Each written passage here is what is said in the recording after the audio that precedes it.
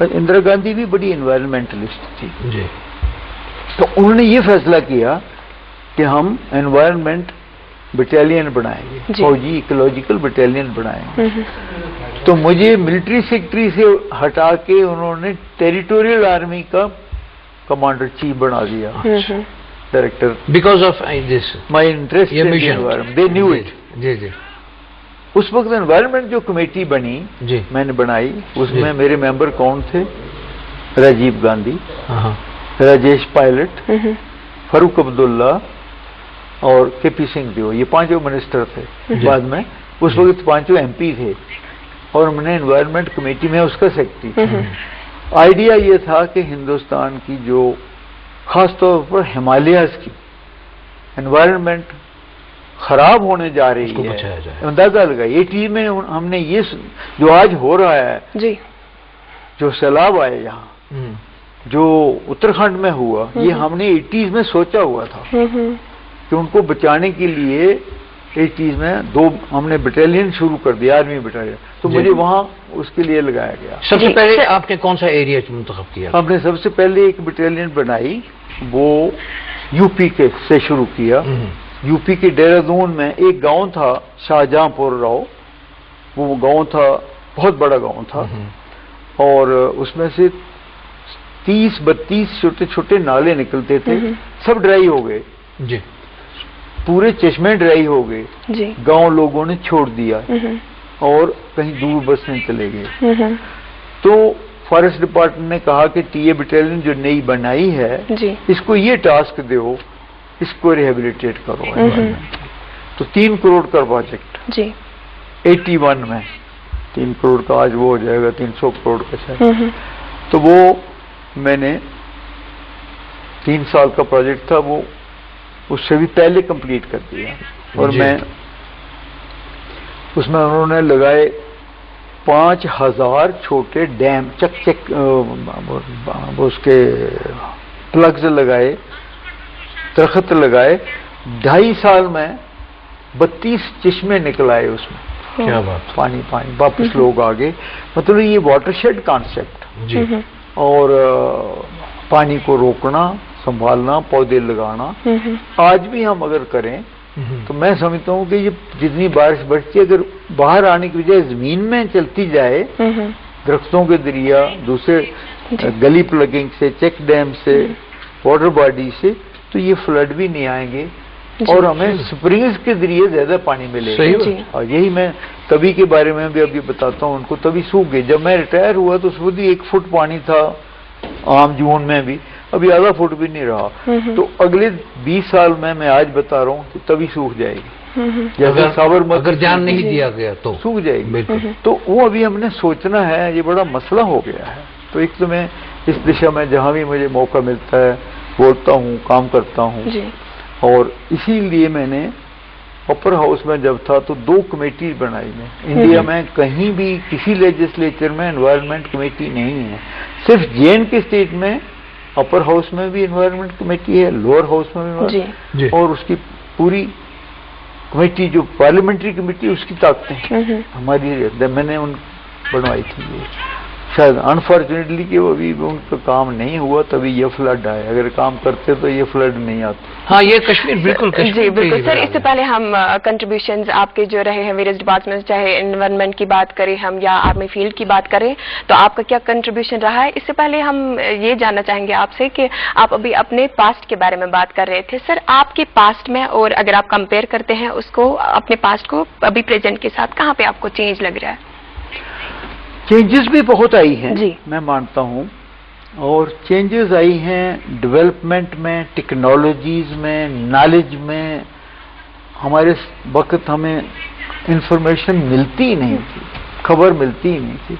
आज मेरे पास कंप्यूटर है, मैंने किसी के पास नहीं जाना पड़ता, हर चीज मुझे उसमें अवेलेबल है। मैं देख सकता हूँ, पढ़ सकता हूँ और तैयारी कर सकता हूँ, बल्कि ऑलमोस्ट मेडिकल का भी उसमें पढ़ के अपना इलाज भी खुद कर सकता हूँ। ये बहुत बड़ी चीज है जी।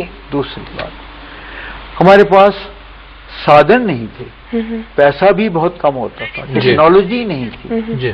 अभी मैं कहता हूँ कि उन दिनों हम तालाब नहीं बना पाते थे। आजकल ये तो डैम बनाते हैं। अभी टनल नहीं हम बना पाते, अभी टनल ही टनल बन गया। बिल्कुल कितना रास्ता कम कर दिया, की टनलें बन रही ये फर्क है। हम विंटर में कट ऑफ हो जाते थे। जी सर, आपको नहीं लग रहा है कि हम जो आपस में मेल जोल था, ये जो आपने कहा कि हम कंप्यूटर पे बैठते हैं, नेट पे बैठते हैं और सारी चीजें वहीं आ जाती हैं, मेल जोल कम हो गया? बिल्कुल ठीक कहा, बिल्कुल ठीक कहा।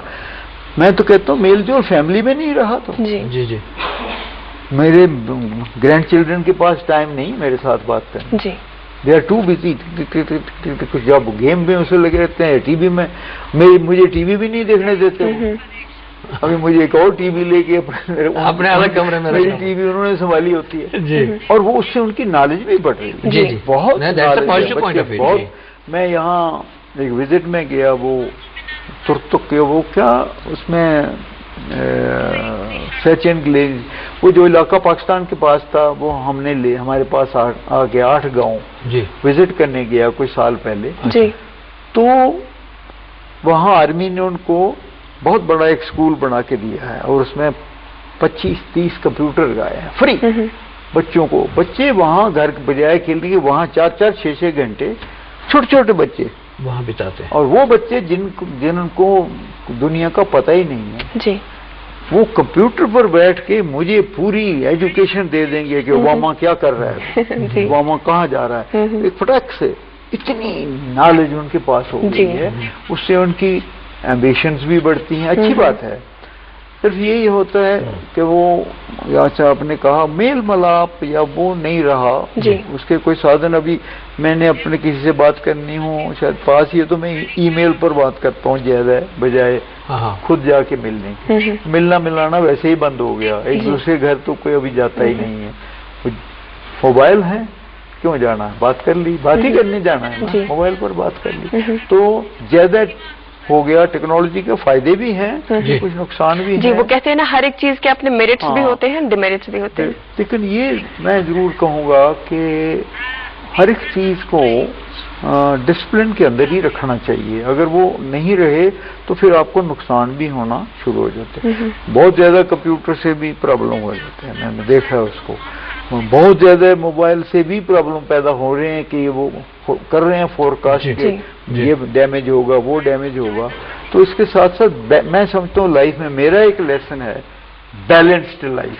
हर बात में बैलेंस, खाने में बैलेंस, गुस्से में बैलेंस, काम करने में बैलेंस। सर, आपकी एक बहुत अच्छी आदत जो अभी प्रोग्राम से पहले आपने हमारे साथ शेयर की, मैं इसीलिए शायद मेरे व्यूअर्स, हमारे व्यूअर्स इस जानिब भी ध्यान देते होंगे कि मैं खुद चाय पी रहा हूँ लेकिन आपको ऑफर नहीं कर रहा हूँ।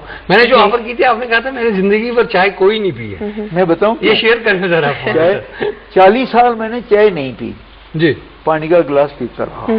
जी जी, मैं कैप्टन से लेकर जनरल तक रिटायर होने तक चाय नहीं पी, मॉर्निंग टी नहीं ली कभी। जी जी। फिर किसी ने कहा कि ब्लैक टी पियो, that is a anti cancer. 70 के बाद कैंसर डेवलप होना शुरू हो जाते हैं। अच्छा। फिर ब्लैक टी आप पियो जी, तो उससे कैंसर का इलाज, खतरा नहीं रहता। हाँ, कैंसर के लिए 3 बातें बताई हैं बड़ी अच्छी लोगों ने। एक तो नींबू का रोज इस्तेमाल करें, एक प्याज का रोज इस्तेमाल करें, ब्लैक टी मॉर्निंग पिए। 3 चीजों से कैंसर होगा नहीं, अगर हो गया इलाज करवाया तो उसमें भी ये आराम देंगे। और तीनों नेचुरल चीजें हैं, खाने की चीजें हैं। तो हम अगर ये करें तो वो फिर कैंसर के अस्पतालों में वो शायद नहीं जाना पड़े, खुदा बचाए। तो जब ये ठीक चल रहा है, मेरी सेहत बिल्कुल ठीक है। कुछ दिन हुए तो मुझे थोड़ा सा बलगम आया जी, म्यूकस। I am 87। वो कहते बूढ़ों की बीमारी होती है, बलगम आ ही जाता है, नॉर्मल है। पर मैंने कहा क्यों आए, I must stop it. I went to the ENT specialist. मैंने कहा बताओ ये क्यों आता है। तो उसने मुझे एक्सप्लेन किया कि जब हम लेटते हैं तो जो खाया कुछ है वो ऊपर को आता है और वो बलगम बनता है जी, और वो बाहर आता है, नॉर्मल है। मैंने कहा क्या इलाज करूं, मैं स्पीच कर रहा होता हूँ, गवर्नर से बात कर रहा होता हूँ, बलगम आ जाता है, इधर तक होता है, ना फेंक सकता हूँ। कहता उसको अंदर ले जाइए। मगर मैं क्या इलाज बताओ, मैंने क्या इलाज ये है, चाय कॉफी ये पैदा करते हैं वो गैसेस, और वो गैसेस से बलगम ऊपर आता है। और जब आप लेट जाते हैं तो तो बलगम यहाँ पहुंचा। तो दो बातें बताई उसने। कहा एक, आप खाने के बाद चाहे लंच हो डिनर हो 1-1.5 घंटा लेटना नहीं है। सोने की बात, कुर्सी पर बैठ के सो जाओ पर लेट के नहीं सोना है, लेटना नहीं है, वो वहां नहीं जाएगा वो। और दूसरा, अगर कॉफी और टी छोड़ दें तो वो बनेगा ही नहीं। तो मैंने 3 महीने से वो भी छोड़ दिया और मेरा बलगम 10% रह गया। नहीं, इज इट फैक्ट दैट आपने कभी चाय पी ही नहीं है? नहीं, बीच में पीता रहा, और ये अभी बिल्कुल कब छोड़ी, ये 3 महीने से बिल्कुल। अच्छा, आप नहीं पीते कोई भी कॉफी टी, कोई भी ब्लैक टी वगैरह कुछ भी? कोई भी नहीं पीता। अच्छा सर, बिल्कुल एक बात मेरे ध्यान में आ रही है, मैं चाहूंगी जी शेयर करना चाहूंगी। सर, आपसे जानना चाहेंगे कि जैसा ये तो हम सबको पता है कि आर्मी डिपार्टमेंट की जब बात करते हैं हम, तो हर एक चीज वहाँ पे एक डिसिप्लिन ऑर्डर में होती है, डिसिप्लिन मैनर में होती है। सर, आपसे जानना चाहेंगे कि क्या होता है वो लाइफ कितनी बहुत सख्त और कितनी डिसिप्लिन? बहुत अच्छा सवाल है। एक ही सवाल में आपने बड़े सवाल कर दिए इसमें जी। आर्मी सिर्फ डिसिप्लिन और कुछ भी नहीं। एक ही बात, वर्ड डिसिप्लिन जी। कोई भी बात ऑर्डर के खिलाफ हुई नहीं तो आप पकड़े। इस वास्ते वो आदत बनानी है कि वो ऑर्डर के खिलाफ नहीं जाए जी। जो रूल्स रेगुलेशंस बने हैं सोने के, रहने के, काम करने के, ट्रेनिंग देने के, चलने के, वो पूरे ऑर्डर के मुताबिक होने जी। और डिसिप्लिन की बात बताऊं, राष्ट्रपति भवन में ली कुएन यू प्राइम मिनिस्टर सिंगापुर आए थे, मेरे गेस्ट रहे थे। उनको मैंने राष्ट्रपति भवन में गोल्फ कोर्स बनाया था, उनको गोल्फ खिलाने ले गया। हिदायतुल्लाह वाइस प्रेसिडेंट, हम 6 साल इकट्ठे सुबह 6 बजे 2 घंटे गोल्फ खेलते रहे। Chief of army staff Malhotra इधर के ही पड़े हुए इसी हमारे कॉलेज के, वो चीफ ऑफ आर्मी स्टाफ थे। तो हम चारों गोल्फ खेल रहे थे। वहां जब बैठे तो मैंने कहा, प्राइम मिनिस्टर ऑफ सिंगापुर हैं, क्या बात करूं? मैंने कहा, योर एक्सीलेंसी मुझे बताइए कि आपका वो सिंगापुर इतना गंदा शहर था, हमें पता है, आपने उसको कैसे दुनिया का मोस्ट क्लीनेस्ट सिटी बनाया? कहते, general I have used your method. I said, beg your pardon, sir. कौन सा मेथड? Discipline. जी. I said, how? कहते हैं अगर मेरी सड़क के ऊपर कोई आदमी पेशाब करता है तो उसको मैं 300 सिंगापुर डॉलर फाइन करता हूँ। मैंने कहा, तो हमारे अगर वो करेगा तो पकड़ेगा कौन? कहते हैं नहीं, अगर पकड़ेगा नहीं जो, उसको मैं $600 करता हूँ। और ये मत मुझे पूछिए कि उसको पकड़ेगा कौन, अगर वो नहीं पकड़ा गया तो मैं आईजी को डिसमिस कर दूंगा। These are exact words used। क्या देखिए, Singapore is one of the most cleanest, most prospering economy of the world. कितना छोटा सा। तो ये डिसिप्लिन के मैंने हैं। मुझे प्राइम मिनिस्टर सिंगापुर ने मुझे बताया कि आपके डिसिप्लिन ये सारा सब कुछ। मैं ये कहता हूँ कि डिसिप्लिन हमें आर्मी में जो काम 6 बजे करना है वो 6 बजे होना चाहिए। क्या हो जाए, पीटी करनी है, बर्फ पड़ रही है, करनी है, नहीं 6 बजे निकलना है, करें। बिल्कुल। और प्रोग्राम मिस नहीं हो सकता जी। कुछ भी हो जाए। इस वास्ते वो डिसिप्लिन, उसके लिए पनिशमेंट भी है, अवार्ड रिवार्ड भी है जी। तो डिसिप्लिन इतना जरूरी है। अगर हम वही एक चीज रखें और सिविल में भी ले आए तो सब काम ठीक हो जाता है। करप्शन कहाँ है? जब हम तो कहते हैं ऊपर से करप्शन शुरू होती है, ठीक है, ऊपर से भी होती है, लेकिन नीचे से भी करप्शन है। हमारे मुल्क में ये प्रॉब्लम है। अब देखिए, हम कहते हैं पावर का लॉस, 4000 करोड़ रुपए का J&K में बिजली का लॉस है। मोर इन थेफ्ट देन। बिल्कुल सही बात है। बहुत सारी ऐसी चीजें हैं जिनके जिम्मेदार हम खुद हैं। आपकी इन खूबसूरत बातों और खूबसूरत यादों को और छेड़ेंगे हम, लेकिन कुछ और बातें हैं जो हम आपसे जानना चाहेंगे। अगर इजाजत हो तो अभी पहले वक्त हो चला है कि अखबार की सुर्खियां लोगों तक पहुंचाएं। आपने भी अभी मॉर्निंग शो में आते आते अखबार नहीं आज के पढ़े होंगे, नहीं पढ़े, आप तक भी पहुंचाएंगे आज की कुछ अहम सुर्खियां। तो ये पहली खबर वही जो आज बड़ी अहम खबर मानी जाती है कि अब्दुल कलाम की पूरे सरकारी एजाज के साथ रामेश्वर में तदफीन। साबिक सदर APJ अब्दुल कलाम की कल उनके आबाई शहर रामेश्वरम में पूरे सरकारी एजाज के साथ तदफीन अमल में लाई गई। जी। जी, और मेरे पास ये उर्दू रोजनामा और इसकी सुर्खी है, इंतजामी महकमों में बायोमेट्रिक हाजिरी लाजमी, पुलिस भर्ती पब्लिक सर्विस कमीशन SSRB में खाली असामियों से मुतल्लिक जानकारी और राशन कार्डों व बिजली बिलों की कॉपियां ऑनलाइन दस्तयाब रहेंगी मुफ्ती। जी। और एक रोजनामे की खबर है, Kashmir born US scientist plan to set up stem cell facility at SKIMS। One more newspaper we are having here, and the headline is need to build durable assets in state. CM panel to recommend effective utilization of land sites. Kashmir अखबार की खबर कश्मीर जबानी मुतल्लिक कि कश्मीर जबानी हंदिस इबलास पुस खुर culture academy हंद एहतमाम 3 दोहन workshop अंत।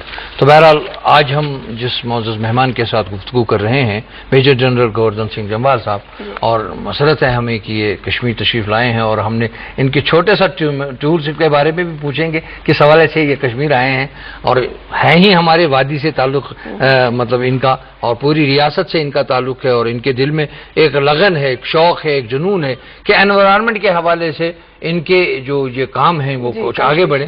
तो सर कुछ चीजें हैं जो बड़ी यादों के उन पन्नों पे दर्ज है।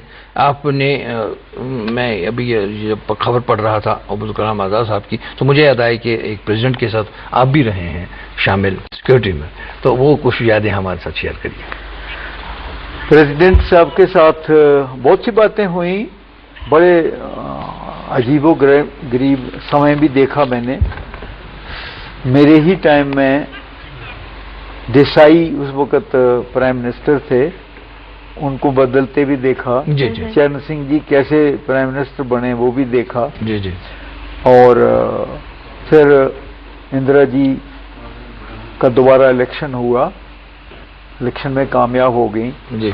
तो मुझे याद है शाम को 7 बजे सुबह उनकी स्वेरिंग थी, तो हम राष्ट्रपति भवन में जो उनकी स्वेरिंग इन करते हैं उसका एक सिस्टम है जी, जो वायसराय के टाइम से वही सिस्टम है कि वहाँ प्रेस होगा, वहाँ टीवी होगी, वहाँ बिगुलर होगा, वहाँ से पब्लिक एंटर करेगी, पीछे से प्रेसिडेंट आएगा, यहाँ पे वो खड़े हो जाएंगे जी। तो यहाँ स्वेरिंग होती थी, वो हर एक को फेसिंग नॉर्थ करनी पड़ती जी।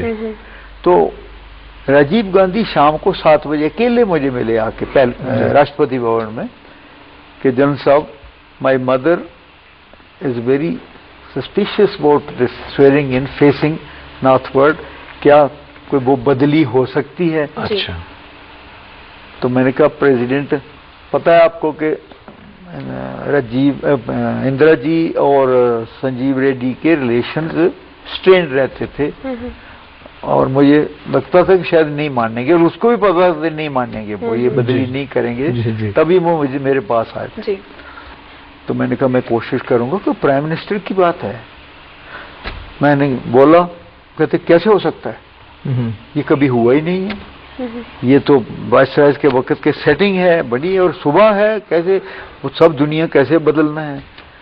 मैं कही वो मेरे पर छोड़ें, आप मुझे इजाजत दें, मैं कर दूंगा, क्योंकि ये प्राइम मिनिस्टर की बात है जी। उसने हुकूमत करनी है 5 साल, और अगर उसके मन में है कुछ बात कि मैं इस तरीके से स्टार्ट करूंगी तो वो शुभ नहीं है जी जी। तो क्या बात है, प्राइम मिनिस्टर के लिए इतनी बदल सकते हैं? नहीं नहीं नहीं नहीं हो सकता। गुस्से में आके मैं कहा जी mister president think once again, कुछ बात समझ गए, अच्छा ठीक है जो करो। तो मैंने वो सुबह बदली, रात भर सारा चेंज कर दिया, एंट्री बदल दी, उसकी बदल दी, नक्शा बदल दिया, फेसिंग। लेकिन देखिए फिर भी क्या हुआ, उस स्वेरिंग के बाद इंदिरा 5 साल पूरे नहीं कर पाए। She was assassinated but after completing 5 years term, not in the beginning. वो हो सकता है उनके जो गुरु ने बताया हो कि आपके ऊपर ये टर्म बहुत भारी है, if you swear by facing this side तो बहुत बुरा हो सकता है, तो उसको मिटिगेट हुआ हो। तो ये बातें कुछ अच्छा, ये एक बड़ी एक याद आपको अभी भी आई होगी इसकी कि उस वक्त आपके लिए सिचुएशन कितनी जबरदस्त रही होगी। मेरे मन में ये था कि प्राइम मिनिस्टर जो जा रहा है उसके लिए भी whole country must facilitate him, क्योंकि he is going to govern जी जी। एंड उसको गवर्निंग में और तो उसके मन की बात तो ठीक रहनी चाहिए। बिल्कुल, वो जब उनके मन में शांति है तो पूरे मुल्क में भी। मैं रिटायर हो गया था 2-4 महीने बाद। मैं उस वक्त प्रेसिडेंट था धर्मार्थ ट्रस्ट, ये शंकराचार्य, खीर भवानी, वो माता Vaishno, I was the president. वो मुझे न्यूज आई, मुझे याद आ गया कि मैंने 4 साल 10 महीने उस बदली से शायद इनको जिंदा रखा। 2 महीने रह गए थे, फिर भी असैसिनेशन हो जी, घर में ही मार दिया। जी जी। तो ये कुछ यादें साथ है रहती। अच्छा सर, जब आपने जब हम वहाँ थे उस दौर में जहाँ पे आपने एनवायरनमेंट की और आपका मतलब अपना शौक खुद भी था, क्योंकि आपने खुद भी बताया जब आप जहाँ पैदा हुए बचपन में आपने वो खूबसूरती देखी थी, वो खूबसूरत वातावरण देखा था, वो माहौल देखा था। कश्मीर की जानिब जब आपकी निगाह आज भी जाती है तो आपको नहीं लग रहा है कि हम जन्नत बेनज़ीर खो रहे हैं धीरे धीरे? बिल्कुल खो रहे हैं और उसकी वजह भी बड़ी साफ है। हमने एनवायरनमेंट या इकोलॉजी की तरफ ध्यान ही छोड़ दिया। जी। ना अपनी इकोलॉजी हम रखते हैं, एनवायरनमेंट ठीक रखते हैं। जी। अपने भी देखिए, आप घर में भी देखिए, अपना थोड़ा घर तो साफ करते हैं, बाहर देखिए, कूचे में देखिए, गली में देखिए, उससे ही बीमारियां पैदा हो जाती हैं। मैं अभी अमेरिका गया था, अमेरिका से मैं फ्रांस चला गया, फिर जर्मनी, फिर बेल्जियम टूरिंग किया। वहाँ मुझे बेल्जियम और वो एम्बेसी फॉरेन एम्बेसडर उन्होंने बुलाया था। वहाँ 100 ईयर्स वर्ल्ड वॉर 1 की 100 बरसी मनाई बेल्जियम में। फ्रांस और बेल्जियम के बॉर्डर पर है। वहाँ एक एसोसिएशन है, लास्ट पोस्ट एसोसिएशन, छोटी सी एसोसिएशन है। मैं भी यहाँ all ex serviceman J&K state के फौजियों का प्रेसिडेंट हूँ और all India 53 lakh ex serviceman, उनका भी मैं सीनियर वाइस प्रेसिडेंट हूँ। तो उनकी तरफ से भी मुझे उन्होंने बुलाया टू ले wreath on the martyrs of the world war 1। उसमें वर्ल्ड वॉर 1 के मार्टियर्स में 21,000 इंडियन शहीद हुए वहां। अच्छा। जब जर्मन का अटैक हुआ, गैस का पहला जर्मन का गैस का अटैक यूरोप में हिंदुस्तानियों पर हुआ। अच्छा। अंदाजा लगाइए। और वो मैंने गया वहां, उन्होंने बुलाया था, रीस ले किया। तो उन्होंने इतनी वो इज्जत देते हैं फौजियों को, सर्विसमैन को, बल्कि वहां 8 बजे शाम को 87 साल से चल रहा है, एक दिन मिस नहीं हुआ, 1 घंटे का वो रीथ लेइंग। और उस जगह पर अगर फ्रांस की लता मंगेशकर के वो आके रिक्वेस्ट करती है कि मुझे यहाँ गाने का मौका दिया जाए। इस तरीके की इज्जत है और इस तरह की वो उनकी मान्यता है। तो मैंने पूरा घुमा, पूरा फ्रांस, बाई रोड गया मैं, गांव देखे, यही देखने के लिए कि हमारे और उनमें फर्क क्या है, सफाई कितनी है, प्यारी है जी, वो रहते कैसे हैं, क्लीनलीनेस कैसी है, रोड्स कैसी हैं, डिसिप्लिन कैसा है। Because I am also involve in most of these, चाहे वो बोर्ड हैं, चाहे वो राज्य सैनिक बोर्ड है या एनवायरनमेंट बोर्ड है स्टेट का। तो मैंने सोचा क्या सीखा मैंने। बड़ी बात तो ये है, कोई भी आदमी कचरा कहीं भी नहीं फेंकता है, जेब में रख लेता है, घर में आके अपने डस्टबिन में डालता है। और डस्टबिन को बूढ़ी औरत होगी, अगर उसका घर ऊपर है तो 15, 20, 30 गज उसको खींच के सड़क पर ले आएगी, वो गाड़ी आएगी उसके हुक करके डाल के ले जाएगी। तो मैंने जम्मू वालों को बोला 2 बातें। जम्मू बहुत गंदा शहर हो गया है, कश्मीर और जम्मू में कोई फर्क नहीं है। क्यों गंदा है? लिफाफे पॉलिथीन के हर जगह बिखरे पड़े हैं, उसमें डाल देते हैं, वो छोटी नालियों में पानी ब्लॉक हो जाता है, उसमें वो सड़कों पर आ जाता है, बदबू गंदगी हो जाती है, पूरा ब्लॉक हो जाता है। मैंने कहा सिर्फ एक इसका तरीका बन सकता है, वो ये करिए आप कि डस्टबिन्स या बिन्स, आप जिसने किसी को कोई प्रेजेंट देना है अपने मोहल्ले को, तो डस्टबिन प्रेजेंट करिए जी। और गली में भी किसी को प्रेजेंट देना है, पैसे तरक्की होती है, पेंशन होती है तो पार्टी, ये भी हिंदुस्तान में जम्मू कश्मीर में देखा, जो रिटायर होता है वो अपने रिटायर होने की पार्टी देता है जी जी। ये कभी मैंने कहीं देखा नहीं। मैंने कहा वो इसकी बजाय आप 10 डस्टबिन जितना खर्च करना है अपने मोहल्ले को दे दो और लोगों को ये एजुकेशन दो कि हर चीज इस बिन में डालो जी। और इनसे रिक्वेस्ट करो गवर्नमेंट से या अपनी म्यूनिसिपैलिटी है जी, उसको ले जाए जी, खाली करके छोड़ वापस आ जाए, आपका शहर साफ हो जाए। लेकिन यहाँ पे एक बात आपके साथ शेयर करेंगे और वो बहुत, मैं तो कहता हूँ दिल को मतलब दुख पहुंचाने वाली बात है कि जब भी म्यूनिसिपैलिटी कहीं पे अपने डस्टबिन लगाती है तो कुछ दिनों के बाद हम देखते हैं वो डस्टबिन ही गायब हो चुके होते हैं। ये भी चैन सब में नहीं है। अच्छा, वो बहुत अच्छी बात करी आपने। मैं कहना चाहता था डस्टबिन तो बड़ी बात है, टूटी पानी की टूटी जो बाहर है उसको ले जाते हैं जी जी। तो गवर्नमेंट भी क्या करेगी, ये हमें अपने अंदर झांकना पड़ेगा। हम खुद अपने लिए रिस्पॉन्सिबल हैं जी सर। वो कहते हैं ना वो 4 उंगलें एक उधर तो 4 इधर, हर 4 गलतियां हमारे तरफ हो रही हैं।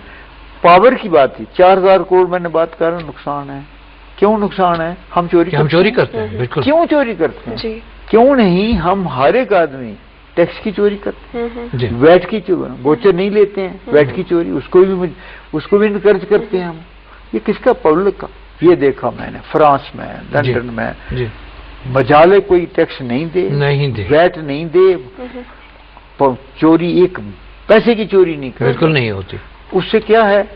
स्वच्छता जो प्रधानमंत्री ने शुरू किया है, ये भी मैं समझता हूँ प्रधानमंत्री का ये जो मैं बताना चाहता था कि ये जो प्रधानमंत्री जी ने स्वच्छ भारत का अभियान कमाल है।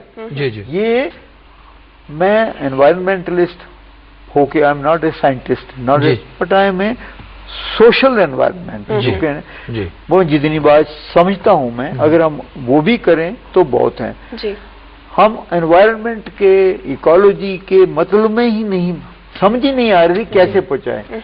मैंने आके रिटायर होके एक एनजीओ बनाई JN के पर्यावरण, उसका नाम ही मैंने पर्यावरण रखा। किसी से आज तक पर्यावरण कहते हैं, पर्यावरण की वजह बोलते हैं पर्यावरण उल्टा हो गया, मतलब वो लफ्ज तक नहीं बोल पा रहे। तो मैंने देखा ये मोदी साहब की अप्रोच ऐसे, उन्होंने स्वच्छ लफ्ज लगा के हम सबको एनवायरमेंटलिस्ट बना दिया। हमारे मन में चला गया ये। मन की बात वो जब करते हैं मैं सुनता हूँ, बहुत मन की बात, ये बड़ी खुशकिस्मती की बात है कि ऐसा प्राइम मिनिस्टर मिला जो हर महीने, वो प्राइम मिनिस्टर था जो 10 साल बोला ही नहीं, ये प्राइम मिनिस्टर जो हर महीने बच्चों से बात करता है और बच्चे वो समझता है कि ये फ्यूचर है। तो ये मन की बात हो, कुछ ही हो, मन से ही बात शुरू होती है। हम अगर पब्लिक वाले चाहें तो सब कुछ हो सकता है। गवर्नमेंट कुछ नहीं करती, नहीं, अवाम को पब्लिक नहीं करती थी, गवर्नमेंट नहीं करती थी, इसीलिए नॉन गवर्नमेंट ऑर्गेनाइजेशंस आई, बहुत काम किया उन्होंने शुरू में। अब कुछ बदनाम भी हो गई, वो गलत बात है, पर अभी भी एनजीओस की बहुत रोल है, बहुत रोल है। और लोगों को हम कैसे समझाएं, आप बहुत कर रहे हैं, मैं समझता हूँ इसमें और ज्यादा एम्फसिस देने की जरूरत है कि जो ये काम फॉलो करते हैं उनको इनकरेज किया जाए, उनको मान्यता दी जाए। और मुझे याद है कि एक टाइम एक पैसा, करप्शन बहुत पैसा हो गया, तो लोगों ने Italian marble, French fitting, Indian नहीं, बाहर से आना शुरू हो गई। और लोग, ऑफिसर्स लोग, गांव के लोग दूसरे लोग उनके घर में देखने जाते। वो आदमी क्या था? Assistant engineer. पे कितनी थी? वो एक बाथरूम 10 साल में नहीं बना सकता था, और उसको देखने लोग जा रहे हैं। बहुत दुख हुआ। तो अंदर जाके अपने मीन्स में रहिए, अपनी पे के अंदर रहिए, उसमें एडजस्ट करिए, हदूद अपने मुतय्यन है उनमें रहिए, सब ठीक हो जाएगा। बिल्कुल सही। अगर हम करप्शन छोड़ दें, ज्यादा लालच ना हो तो ये खराब हो, बिल्कुल सब ठीक हो जाएगा। वो नहीं हो रहा है। अगर हम अपनी पावर पेमेंट करें, टैक्स दें, अपना लिफाफा अपने पास रखें, उसमें डालें, तो यही एनवायरनमेंट है, यही स्वच्छता। और एक इम्पॉर्टेंट बात आपसे जानना चाहेंगे, जब हम क्लाइमेटिक चेंजेस की बात करते हैं, जैसा कि आपने देखा लास्ट ईयर जो हमने सैलाब फेस किया, और या इसी तरह एनवायरमेंट रिलेटेड और भी बहुत सारी चीजें हमें देखने को मिलती है, स्पेशली क्लाइमेटिक चेंजेस की जब हम बात करें। सर, इनका कोई इंटरकनेक्शन है आपस में, और हमें क्या करना चाहिए कि जिससे ये जो सारी चीजें हमें फेस करनी पड़ती है उनसे हम दूर हो जाए? बिल्कुल, एक्चुअली ये सारी वजह क्लाइमेट चेंज क्यों हो रही है, ये स्वच्छता से ही हो रही है। बिल्कुल, अगर हम स्वच्छ हो जाएं और हर चीज का डिस्पोजल सही करें जी, और इस्तेमाल सही करें, तो वो जो बन के ऊपर गैसें जा रही हैं और वो सुराख कर रही हैं, जिससे वो गर्मी आ रही है, प्लेनेट को गर्मी बढ़ा रही है, उसी गर्मी ग्लोबल वार्मिंग हो जाती है। ये क्लाइमेट चेंज जो छेड़छाड़ हम कर रहे हैं वही तो ये वापस दे रहा है। एक्चुअली जो किसी ने कुछ कहीं ना कहीं खमियाजा तो भुगतना है। अफसोस ये है कि हम इतने पढ़े लिखे होकर के, जब हम अनपढ़ थे तब गलती नहीं पढ़ते, हम नेचर की पूजा करते। बिल्कुल, We used to worship rivers. क्यों? We used to worship trees. Why? Because they are the life givers. Exactly. और हमने लाइफ गिवर को ही जब डिस्ट्रॉय करना शुरू कर दिया तो लाइफ सस्टेन नहीं। बिल्कुल सही। आज क्या हो रहा है, जो बीमारी मेरे टाइम पर 40 साल वाले को होती वो 20 वाले को हो रही है, जो 60 साल वाले को होती वो 40, जो 80 साल वाले को 60। बिल्कुल, लाइफ बढ़ गई है लेकिन बीमारियां भी बढ़ गई हैं जी, दवाइयां भी बहुत बढ़ गई हैं जी जी, लेकिन बीमारियां भी बहुत हैं जी। कितने लोग, हमने कभी कैंसर का नाम ही नहीं सुना था। डायबिटी का, मेरी वाइफ को डायबिटी हुई, she was one of the first diabetic from my village in lifetime. She died but after lot of treatment. Diabetes नहीं होती थी क्योंकि लाइफस्टाइल बदल गई। बिल्कुल सही है सर। अब हमें तो पता भी नहीं चला कि पूरा 1 घंटा आपके साथ बातों में कैसे गुजर गया। हाँ। कोई सेगमेंट नहीं, और मेरे ख्याल में जो जितना भी हम आपसे पूछना चाहते थे उसका 1 इशारा भी हम नहीं पूछ पाए। आपकी बहुत मेहरबानी कि आप तशरीफ ले आए। जाते जाते आप क्या कहना चाहेंगे हमारे गुड मॉर्निंग के नाज़रीन को? गुड मॉर्निंग में ये कहूँगा, अच्छे सिटीजन बनिए, पहले अपनी तरफ देखिए, और जो काम आपने सही करने चाहिए। मैं समझता हूँ वो मॉरल वैल्यूज जो हमें ऊपर से डिसिप्लिन नहीं आता था, अंदर से डिसिप्लिन था हमारा, उसको हम बोलते थे मॉरल वैल्यूज। अभी मॉरल वैल्यूज हमने छोड़ दी। अगर हम मॉरल वैल्यूज के ऊपर ध्यान दें, सारे पेरेंट्स भी, बच्चे भी, और स्कूलों में भी, तो दोबारा हम वो रहना with the modern gadgets and technologies, it can be really जन्नत, वो नहीं हो रहा। So nice of you sir, बहुत खूबसूरत बात है, बहुत खूबसूरत बात है। Thank you very much again. तो नाज़रीन मोहतरम, देखा आपने कि इतनी खूबसूरत बातों के पीछे एक याद ऐसी है जिसमें हरियाली है। और मुझे एक बड़ा ही खूबसूरत शेर याद आया, बीच हरियाली के जाना मदरसे, एक छोटा सा वो बस्ता एक में। चाहे जमवाल साहब उस हरियाली के बीच में मदरसे जाते थे, चाहे अल्लाह से हम दुआ करें कि हरियाली हमारी लौट आए। इसी दुआ के साथ आज रुखसत लेते हैं आपसे। इंशाल्लाह कल फिर मिलेंगे इसी प्रोग्राम में जिसका नाम है गुड मॉर्निंग जे एंड के।